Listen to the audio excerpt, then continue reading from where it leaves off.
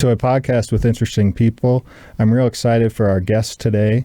We have Rosette and Natalie from Rosette's Baked Goods, and they've managed to combine health and cookies into a healthier cookie. So here we go. Let's talk with them.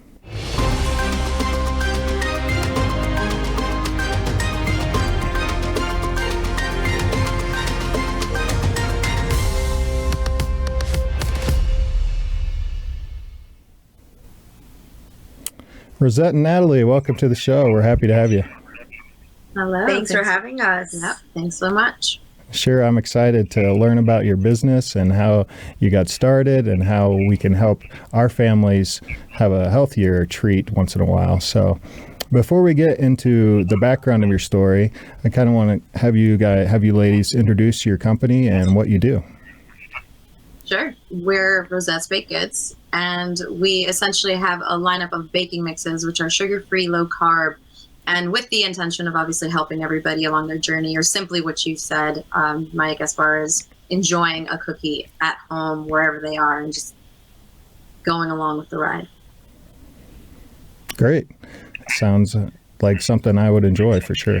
I eat way too many cookies, so if I can get a healthier version, I'm all aboard. All right, so let's go. So let's go back in your story. So what prompted you to create this company?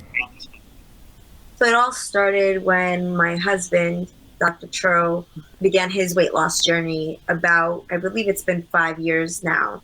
So he began his weight loss journey, and in an effort to help him along the way, we started to transform the foods we brought into the house and the foods we are offering our friends, family, and our kids.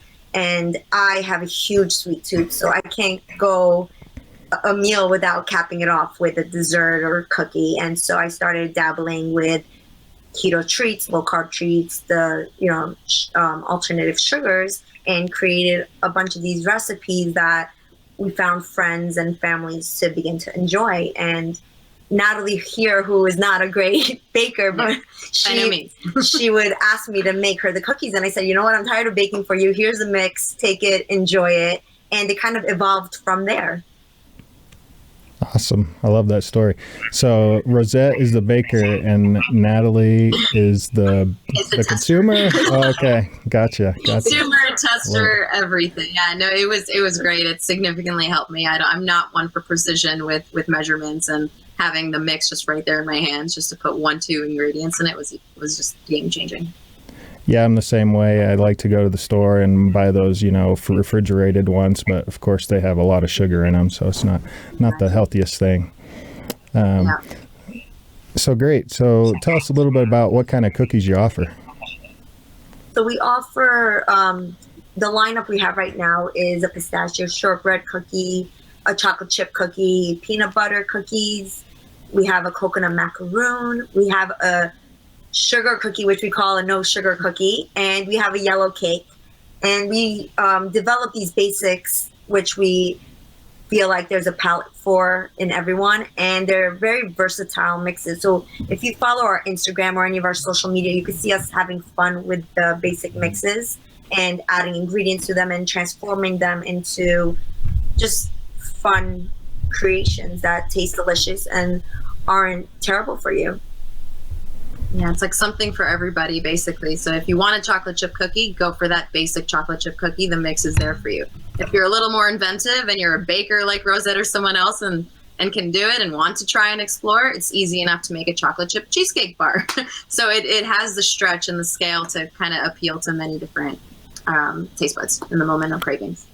You just combined two of my favorite desserts, cheesecake and chocolate chip cookies. So now I'm really interested. It was really delicious. I won't lie. I'm clearly still thinking about them. Yeah, exactly. All right. So you mentioned artificial sweeteners. Can you expand that a little bit? What type of sweeteners you use? Yeah, sure. We are using currently an erythritol and monk fruit blend.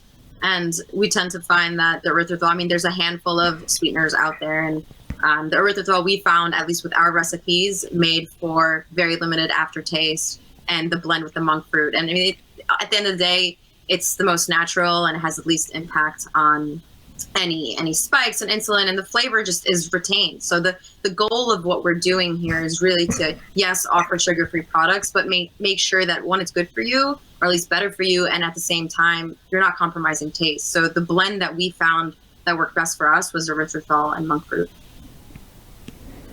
Yeah, that's great, because you're not going to sell too many cookies if they don't taste good, right? So, No. And not little one, he's little one, but my oldest of the littles, who does not like chocolate chip cookies, is a huge fan of our chocolate chip cookie mix. So it speaks to volumes for my picky eaters who enjoy my cookie.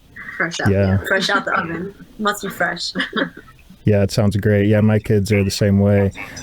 My wife has experimented with the monk's fruit and done kind of half sugar, half monk's fruit, and they enjoy that as well. So this is a great story. So for those in the audience that don't know about insulin spikes or, these erythritol or monk's fruit, could you go into detail about that and why they're healthier than the sugar alternatives?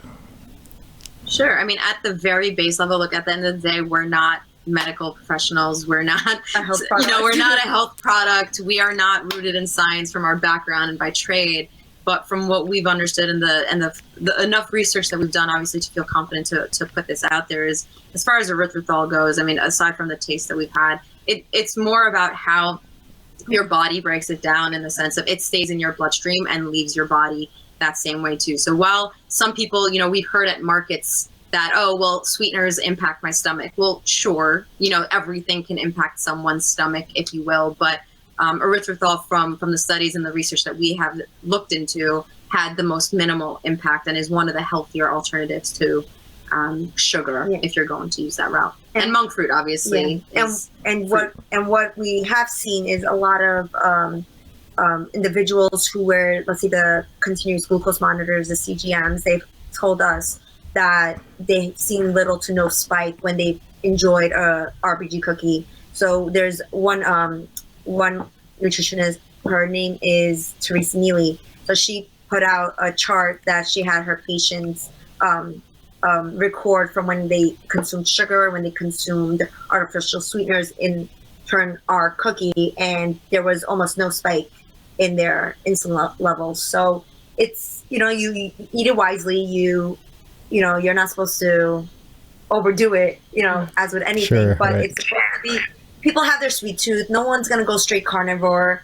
If you can, better for you. But, people need that bridge until they could get over a hump. And we're here to help them reach their health goals. One cookie at a time. Or cake. Or cake. Good slogan. I like it. Yeah. So yeah, you mentioned carnivore. So myself, I've been dabbling in carnivore, mostly animal product diet recently.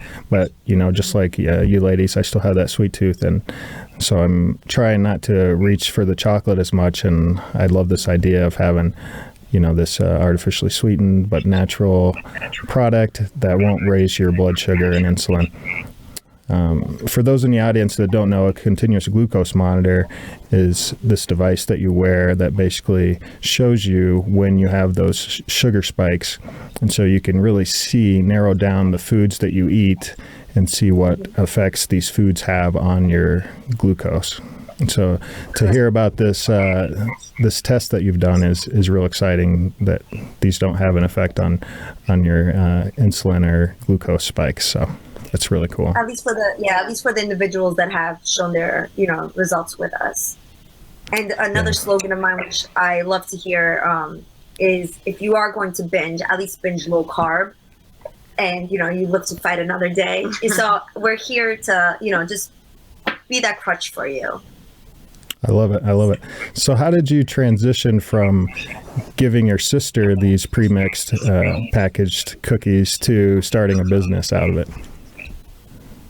Oh, the journey. Yeah, I honestly, I can't remember the moment, but it was, my little one was still at home. So I have 3 little ones, and my littlest one was still at home, and he was getting ready to start school this September. And I said, it's going to be the first time in about 7 years that I'm going to have no kids at home. Let's try a new business, a new endeavor. If it works, it works. If not, then I go back to my trade. There's no harm in it. And, my husband was very supportive of it. Her husband was very supportive of it. Something completely unlike anything we've ever thought we would do. And we just did it. And it's been exciting. And we can't wait to see where it goes. And in true fashion for Rosette and myself, we're fairly inseparable in some ways. Yeah, that's true. So we're pretty much each other's soundboard, and we're bouncing off the recipes, bouncing off the ideas. And the more I got mixes, the more the family enjoyed the stuff. We said, why not? What's there to lose? And at the end of the day, at least this is something that we can look back in time for ourselves as like another moment in time for us, or another blip in our story together as sisters, which I'm grateful for. But it's just, we're working for a greater cause, and it's not even working. It's just, we're doing something that we really believe in. And even the smallest difference and the consumers that we've had to date and the support that we've had to date, even that just speaks volumes for us, and is kind of what keeps us going and sticking it out. I mean, our 1 year is coming up end of March, which is a little mind blowing, but it's very exciting. And there's a lot coming up for us, but we're sticking it through and day by day. It's been a lot of fun. Great. I love that. I love that with the sounding board. I've had a similar experience here with Adrian's podcast, being able to bounce ideas off of him, and this low-carb diet that we've gone through, and carnivore, and we keep doing that back and forth, sharing that, what's worked for us. And we've brought a lot of guests on to talk about that and other topics. So it's been a cool journey for us so far, too. So I can definitely relate. Yeah, it seems to be a great community. Like this whole keto, low carb, carnivore world. It's just like a small family, and it's exciting to be a part of it. Because it's been it's not a new thing, but it feels new to us. So to be in the movement as it's going on, it's pretty exciting and cool. Yeah, I agree. I've only run across good reports online on the Facebook groups, on the Twitter groups, and that type of thing. So I've only heard great things from this community. So what has been your number one thing over the last year that you were surprised with? As far as your company, or maybe the favorite cookie that you didn't think was going to be favorite?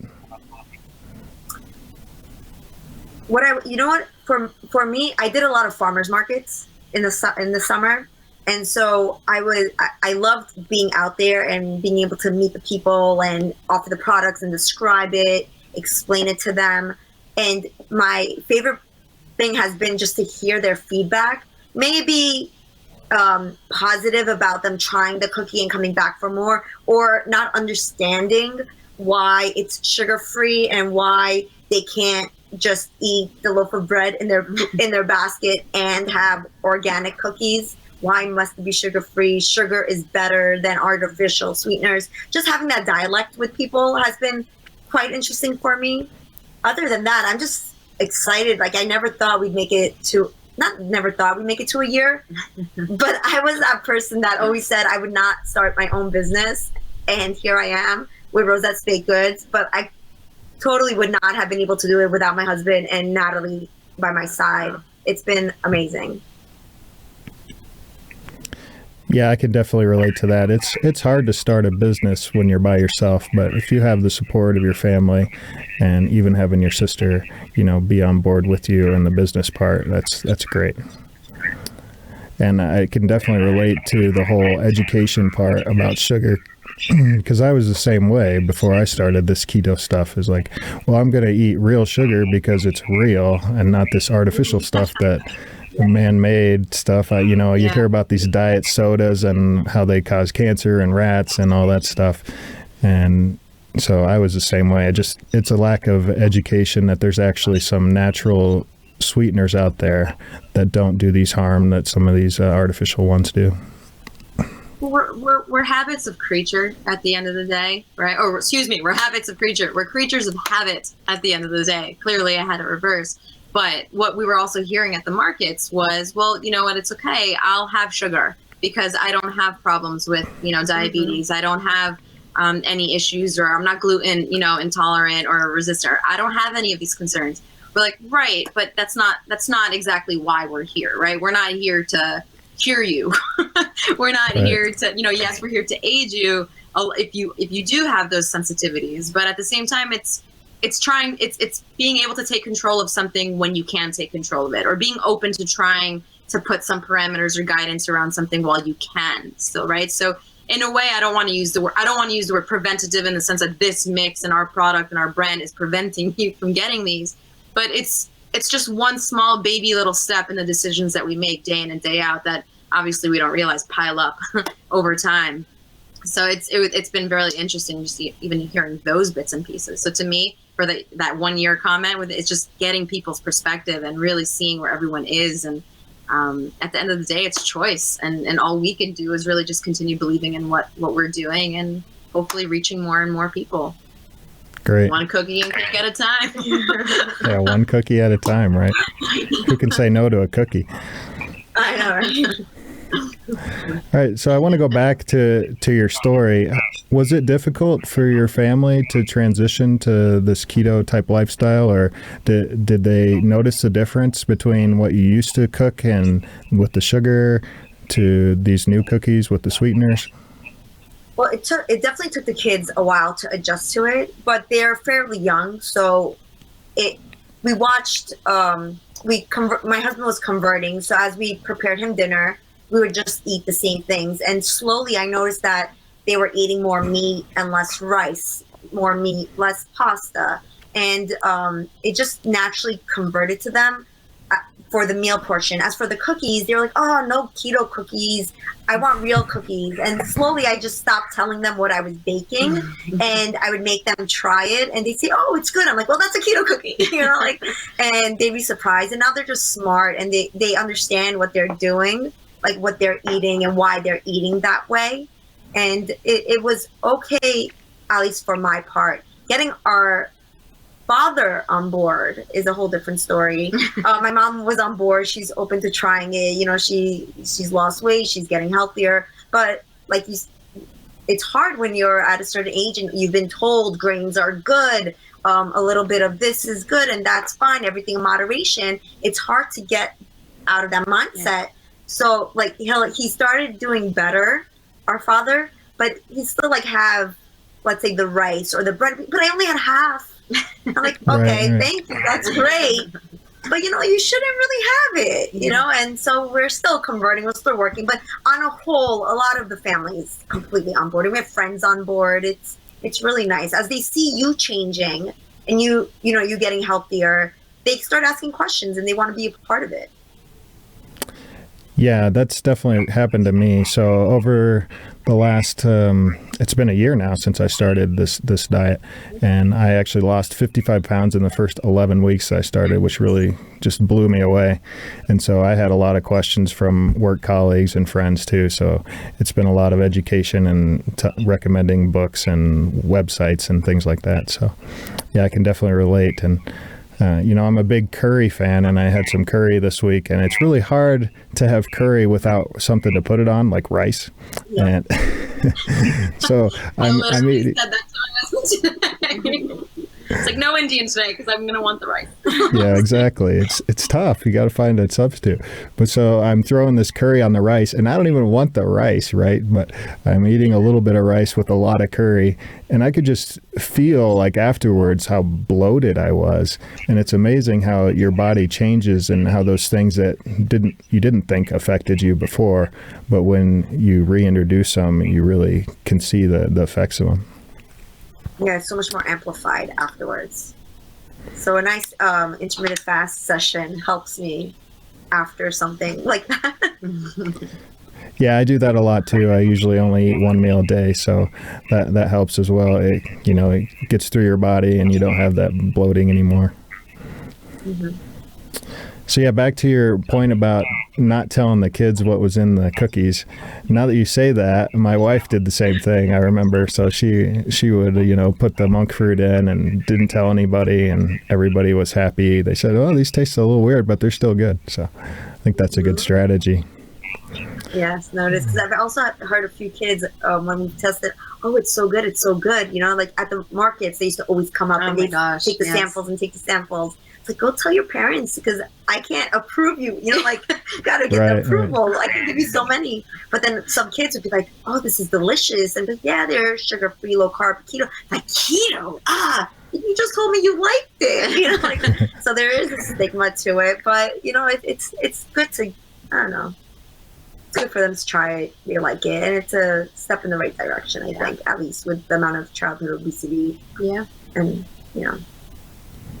Yeah, I like having that transition point, right? So we can't just tell our kids right away, you're not eating any more cookies, you're not eating any chocolate, you're not having any of this stuff. So this is a great way to transition them at least a little bit less sugar, right? So Exactly. And you know what? Like, in the end of the day, they're having birthday parties at schools. They're going to birthday parties, barbecues. You can't always control what's going to be out there. So if they're going to taste it, at least it's not in your home.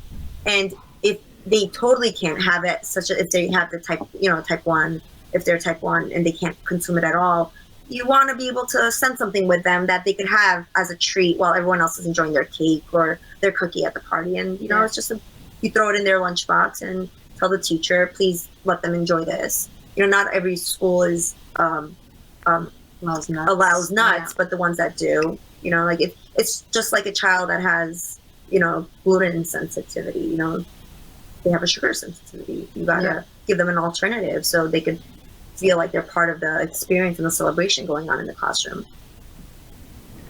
Yeah, so on that note, I'd like to get your tips or tricks about, you know, educating your kids or helping them make better decisions maybe when they're outside of the house. I'm struggling with that myself, right? It's an uphill battle. Yeah. You have any tips or tricks for me in the audience? Hers is still 1 year old, so okay. She's covered there. But ours, you know what it is? There's certain food that when they see outside, they'll gravitate towards, which is chips for my kids, chips, pretzels. If there is a cupcake, they take the frosting off of it. They take a bite or two, and then they're okay. They're not eating a lot of it. They get it, you know, oh, this has sugar in it, or this doesn't have sugar in it. And my daughter has actually eczema. And I'm trying to educate her by when I limit the amount of carbs, gluten, sugars, even in berries that she consumes, her eczema clearly gets better. And I tell her, look at your wrists. How are they doing today? She goes, they're doing better. I'm like, when was the last time you ate something that triggered you? And she goes, it's been a while. And so she's starting to see that association and correlation with how, you know, carbs and grains and sugar, you know, affects her body. And thus she's able to make, you know, smarter decisions. Do they still want, you know, their bagel and cream cheese once in a while? Yes. Am I going to limit it as much as I can? Yes. But let's say today for lunch, they had salmon and tabbouleh. It's a greeny salad. And next to it, they had rice. And we got a lot of questions as to why there's rice on their plate. Well, they're eating salmon and they won't eat salmon without the rice. And if that's the one time I'm going to give them rice so they can eat their salmon, they're eating the rice, you know? So it's just a trade-off. Yeah, it's a trade-off. And you just have to be real with them. You got to show them the correlations. You know, you sit and eat with them so they see what you're eating and what you're consuming. You just don't bring it into the house, and they get used to that palate. So now they won't be as like their flavor profiles change as much as ours do, basically. And I'd argue that what you just described also just naturally goes. I know you said for kids specifically, but it's just us as adults. I know for me, I mean, I go through my ebbs and flows on my own, you know, like today, sure, I said no Indian because I want the rice, but there are other days where I might actually give into it. Sure, I find alternatives, but it's really trying to create that relationship and understanding in those moments of time, why are you reaching for that food, right? Like what is making you feel like you want that over the other when in the end, because for me personally, I am gluten intolerant, so it does make it challenging for me, but in instances, sometimes you're like, wait, I'm going to go for that, you know, bite of sushi because I want it. But then it's like, but why? What is that? You know, what void is that feeling, right? So I think similar to what you just described for your daughter is like, okay, well, what is that connection that you're making, right? So it's finding what that relationship might be and kind of working and navigating through that, I think is what is the best way and most like bespoke and personalized way that you can go about it. Yeah, I like that. And there's two things that really resonated with me, themes that I've seen in other videos and podcasts and that thing. And one of those was the consequences, right? So just teaching our children and even adults, like you said, Natalie, the adults, that there's consequences to the food that we eat. And that's almost a mind-blowing concept for some people, right? And it would have been for me a year ago too. I've been like, what do you mean? Like, I know of the sugar high.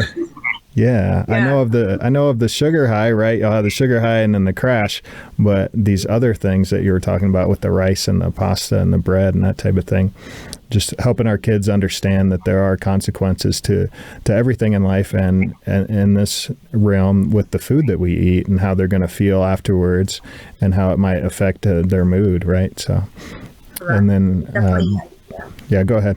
I was going to say, I definitely, like, aside from the eczema, like when they do consume sugar or they used to consume more of it, you notice that the mood switches, switch. They get moody. It's harder to just keep them calm. They don't want to eat real foods. They don't want to have real meals. They're just snacking all day. Even if they're snacking on the right stuff, they're just snacking. It's hard to bring them back into this just calm and healthy space. I mean, I can even take it one step more personal, even in the sense where I realize it the most is, and I'm kind of grateful that you started going and like, this was becoming part of my life at the time that it did. So like Rosette mentioned, my son is 1.5 years. So right after I had him, I mean, my life, as you can imagine, just changed completely, right? I had, 2 nephews and a niece. I was like, I got this figured out. No, once you enter your home with your own, thank God, baby, you're just kind of, okay, well, how do I figure this out? So as you can imagine, my emotions were naturally kind of up and down, but I wasn't really taking care of being mindful of what I was eating. And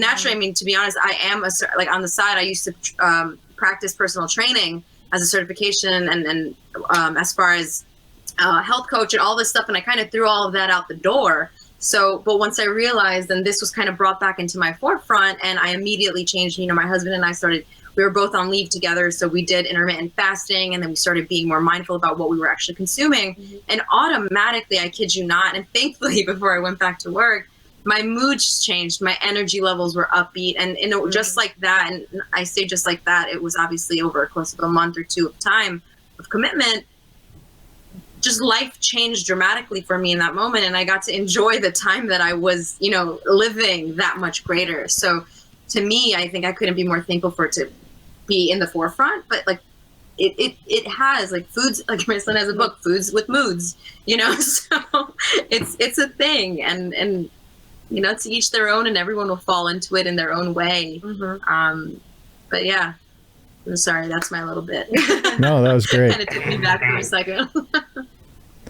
Yeah, I'm a real fan of Dr. Georgia Ede, and she has made that link between mental health and nutrition, right? And how important nutrition is to mental health and a lot of these mental health problems that we have in our country and in the world, really. So I'm glad you brought that up. So the other thing that really resonated with me was when you talked about the snacking all the time. And I know Dr. Tro just put out a video about, his journey about addiction, kind of the food addiction and just eating to eat and eating the whole bag. And I can definitely relate to that, as well as I'm sure a lot of other people. So do you have any experiences with that, or anything that's changed with your kids because of this company, or just your lifestyle? Well, what's changed because of the lifestyle, the kids do snack less. We try to get them whole foods. They have bacon and egg before school at least 4 times a week. The lunch, it varies. It's not always consistent, but dinner, it's usually steak and salad, shrimp and salad. They're pretty good. They do still look for a snack before bed, and what we've been doing is just nuts and cheese. So they know they're going to grab the nut or the cheese before bedtime, and that's what they do. We've eliminated as much as we could out of the home. There's some low-carb chips and stuff that we have brought in as a last resort. They're not too fond of it, so they don't eat it. But yeah, but as for, let's say, myself, I'm pretty good with just eating one cookie or eating a small meal. Let's say my biggest problem I found is chips. and I can eat a whole bag, keto, not keto, whatever it may be. That's what my problem area is. So what I've been doing for myself is I put the kids to sleep and I stay upstairs. Like, I don't go back into the kitchen. I don't do anything downstairs unless, I have to go, but I try to stay away so that I'm not triggered. And that's how I help myself. But chips is still something that I'm battling with. But for the kids, nuts, cheese, whatever we can get out of the house that's not appropriate, we keep it out.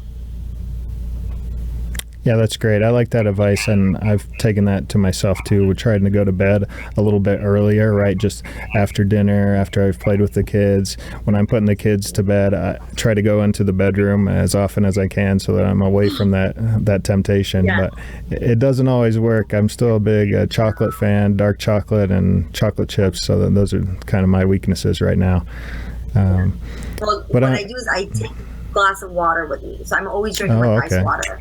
And actually, always with the tumbler. Yeah, so I try to just drink as much water as I can to, quench the whatever snacking need. Or I chew gum.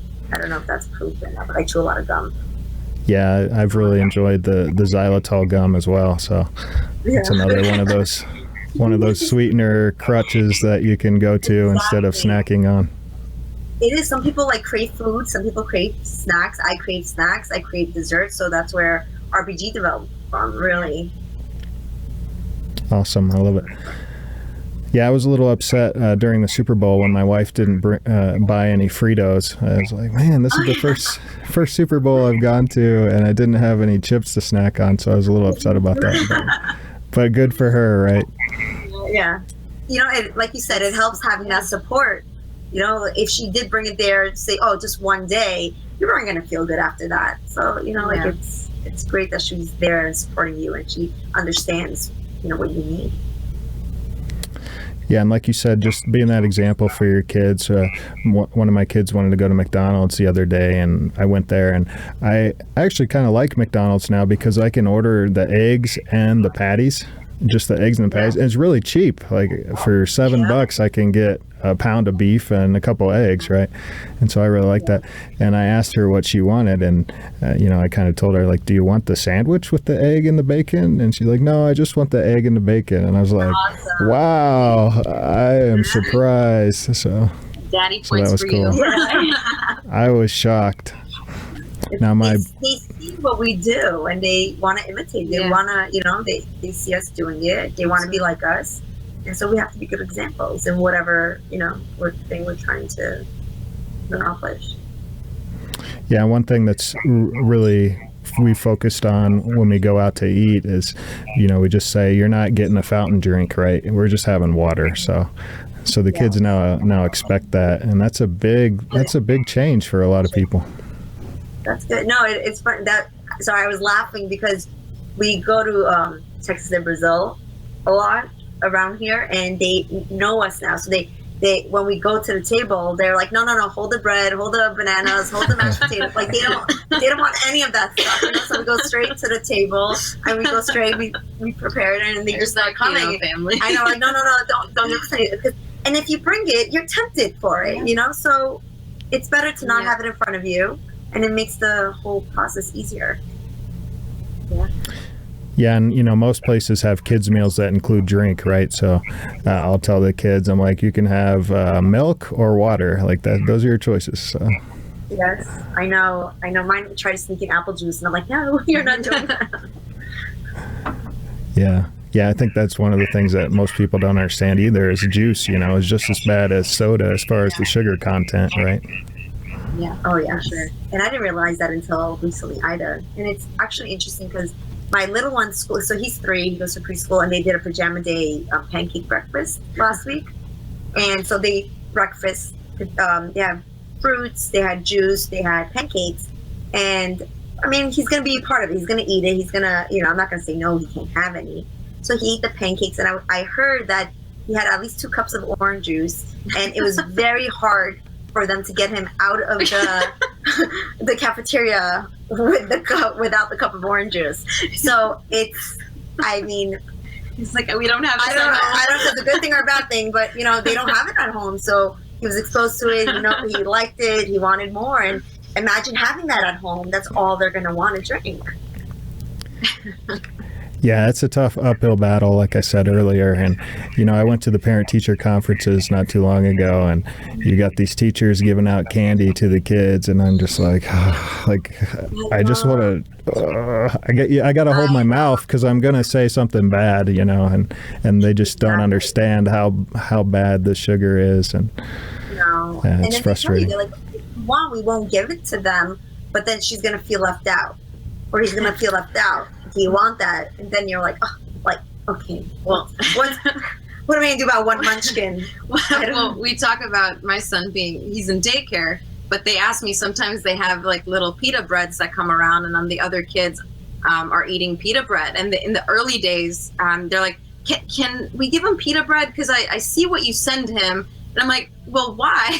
Why do you need to give him the pita bread? I'm sending the other snacks that I feel are more comfortable. He eats like a carton of raspberries for days. But it's just funny to that point. It's like, well, I appreciate them asking, but it's just these things will forever be floating around, and you could hope that people ask you, but at the same time, like, how do you navigate it's a hard thing to navigate, right? It's like you sit there and you say, oh, well, one time is all it takes to make you fall, but then with kids, it's always going to be one time until they're at that point where they're really like independent and 100% can make that decision on their own, Yeah. So I think with kids, to me, is like, okay, education. No, yes, no, right? And then you make that decision. Obviously, when we're together, we'll help you. When you're alone, make your best guess. Make your best, what you feel is right in that moment. But then hopefully they get to that point where they're like 100% confident in the decision they're making, and they know why they're making it, and they know the benefit of why they're making it, But so my point is, like, as small as like 17 months, those questions are still out there, So. Yeah, wow, I hadn't even thought about that for some, Yeah, it's a tough battle, and like you said, you can't force anybody to eat a certain way or to make a right choice. And I think that's the hardest thing as parents for us to realize is, we can teach our kids all these things and give them good education and be good examples in the house, but at the end of the day, it's their choice, when they're out of the house, what they're going to eat. So, and even sometimes when they're in the house, right? So we're not watching. But that's also what I like. Just to bring it back for a quick second to the baking mixes, I think that's what I love. Like, Rosette mentioned she bakes a lot, right? So, and her kids are at an age where they see what she's baking and they're involved and they see it. So it's important for us, and like rooted in the product is, okay, only include the ingredients that you need. You know what you have in your home. You know what you're bringing in your kitchen. But also you're creating this experience for you to, interact with your kids. Days are stressful as is, and they're long, right? So you now have this other touch point to both educate your child and your kids about, what they're about to eat and why there might be greater benefits or not. And then at the same time, just spending time with them and getting that confidence in the kitchen and getting that experience and really making memories together as you're making this. So I think that's something that's been very important for us, and we can probably communicate that more until, we're blue in our face. But that's something that these mixes really help, and at least these products can kind of put forward in people's homes and lives, hopefully. Mm-hmm. Yeah, that's great. I'm glad you brought that up because that was something that I was thinking about too. I have a lot of good memories with my grandfather baking the chocolate chip cookies, right? And so every time I smell the chocolate chip cookies in the oven, it just brings back those memories. And so I'm glad you brought that point up, that bringing the family together in the kitchen is something that's kind of gone away with all the extracurricular activities that we have. And it's so hard to get everybody together at the same time. And so this is another avenue to do that in a healthier way.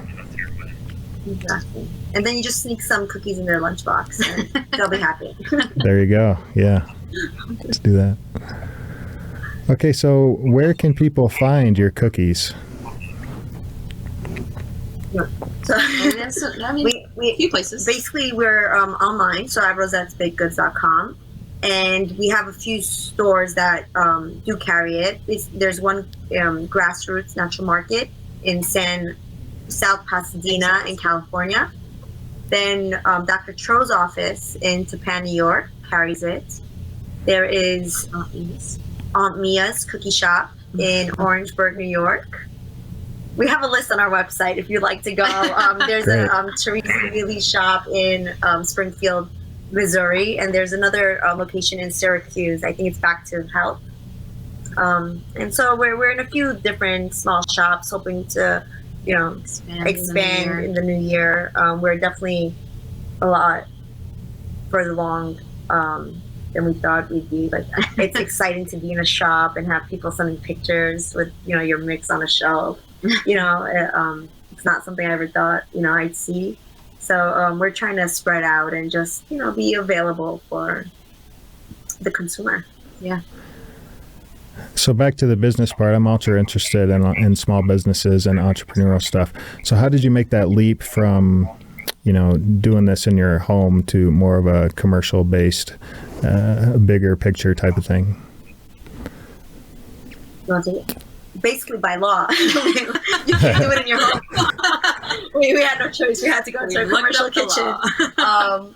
But you know what? As the interest developed and people were asking for it, and we said, we'll put out our soft open. We'll see how the orders come in, and it was received really well. And so when they sell out, we make more. Sell out, make more, and it's exciting. It's exhilarating, to be able to hear people tell you we had your mix as part of our health journey to create, satisfy our sweet tooth. We've been dealing with X, Y, and Z all our lives, and we're getting better. And just to hear the stories of how Rosette's Baked Goods is now in your home and their lives, and just making a difference, even a small difference, it's exciting. So we just kept going and we kept developing and keep producing, and hopefully we'll be able to produce more new products for everybody. But it took the leap from home to commercial, literally, because you just can't bake in your own home.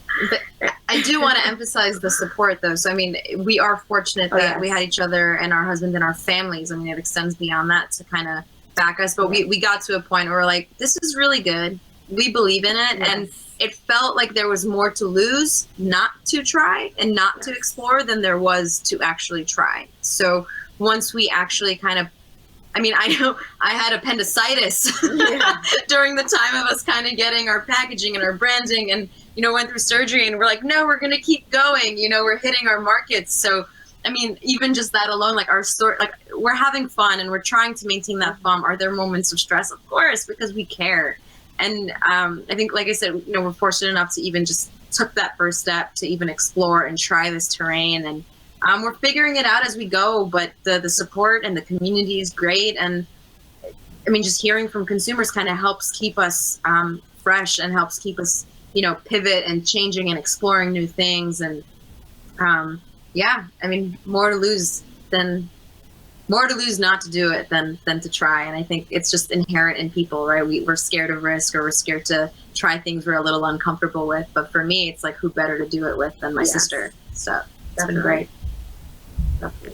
Yeah, that's great. Just go for it, right? Use the Nike slogan, just do it, and go from there. Exactly. Be thoughtful, but just do it. Yeah, be thoughtful, right? And you brought up a good point that, you get all this good feedback about the stories that you're helping people. And I found that in my life too, just, all these people reaching out to me and saying, wow, you did great on your weight loss. What did you do? And I can provide them some education, and they can give me some feedback. Well, I slipped up this day and I drank a Coke, and I'm like, well, I wasn't keeping track of that, but okay, I'm glad you're doing better on your health. And so, yeah, it's exciting to hear that people, use your experience to help them in their own lives. And I think that helps us keep going. And especially if you're running a small business like that, get you through the tough times and all the paperwork and all the logistics and admin stuff that you have to do with a small business. When you hear those stories at the end that it's actually helping people, that makes a big difference. And it's fun also when you have like the kids who love coming to the farmers markets. Oh, can we come with you? Or can we stamp your bags for you? Or can we they want to be involved. So it's nice to share an experience with them. Right. That's what it's all about. Yeah. All right. So back to the cookies. What is your most popular cookie? There's literally an audience for any one of them. I think we hear a lot from the pistachio shortbread cookie. and chocolate chip. But there, the no sugar cookie is, I've been hearing a lot like, I didn't expect to like that one, but it's delicious, or it's more versatile. Like people are beginning to get comfortable and playing around with it, and adding flavors or creating different things with it. So I think by far the pistachio shortbread and the chocolate chip are definitely fan faves, but there's an audience for all of the mixes.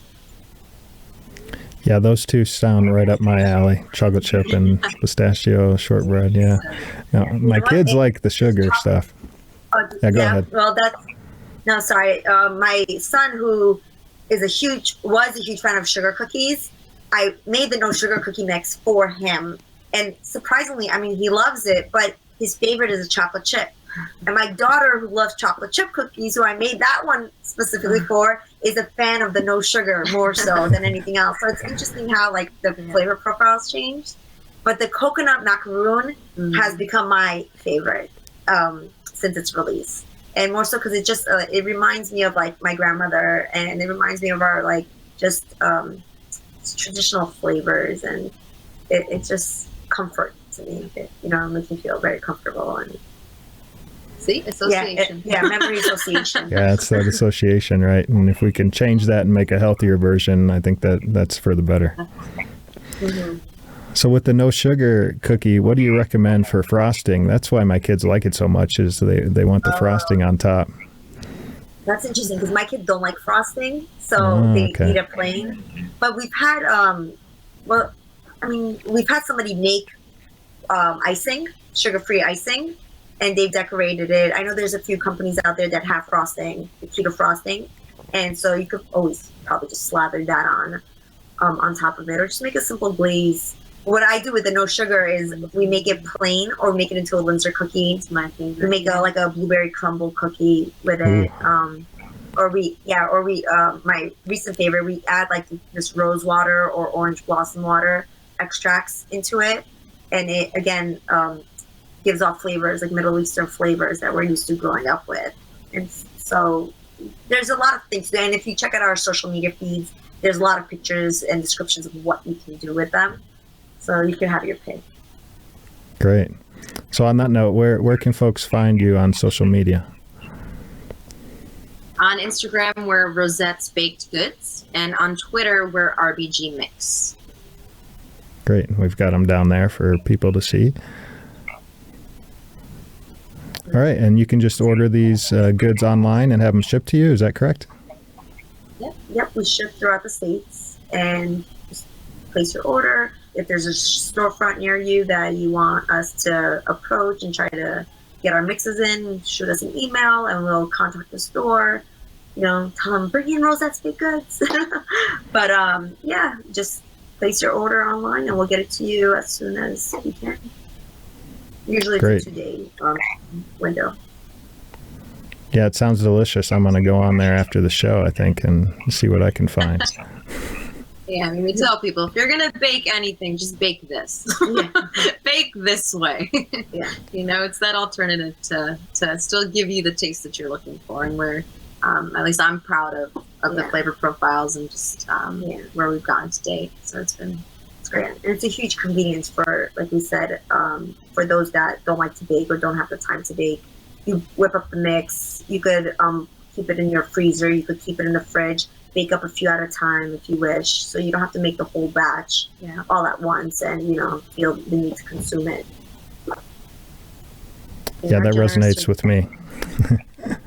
I'm sorry, go ahead, Natalie. No, I was saying they are generous servings to allow for that store away as you need. Because we've had people tell us people have mixed the dry mix in their protein shakes. They've also just made the dough and had it raw. They've frozen them and had it frozen, pre-cooked. So however you want to consume it, feel free to enjoy it. Satisfy that sweet tooth. But do share with us. Yeah, we'd love to hear from you. Great. Okay, so we've talked about your story. We've talked about techniques and tips to help our kids make better choices.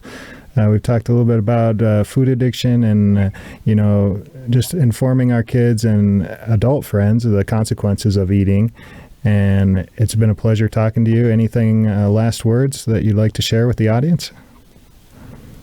No, I mean, just thank you so much for even this opportunity to engage with you. And I mean, anything we can do. I mean, it's Rosette and I behind the scenes of everything. So if there's ever any questions, I mean, it is us behind that email address. So please feel free to reach out at any point. But again, thank you for this platform and even in having this conversation. And it's something that's ongoing, and it's a continuous dialogue, and it's ever fluid and forming. So we're just happy to be part of the conversation, and obviously in people's homes and part of their journeys. Yes. Thank you so much for trying RBG, for giving us that chance, for bringing us into your homes and sharing, your memories and your stories with us. We love to hear from you. We're here to, make your journey easy and delicious. Sweet. I love it. All right, audience, you heard it from them. Go out to their website, check out their cookies, and give them some feedback. They'd love to hear from you, and any suggestions that you might have about making their cookies better or some kind of new idea. I'm sure they'd love to hear that as well. Absolutely. Thank you, Mike. Great. It's been my pleasure to welcome Rosette and Natalie from Rosette's Baked Goods. And until next time, folks. Bye-bye.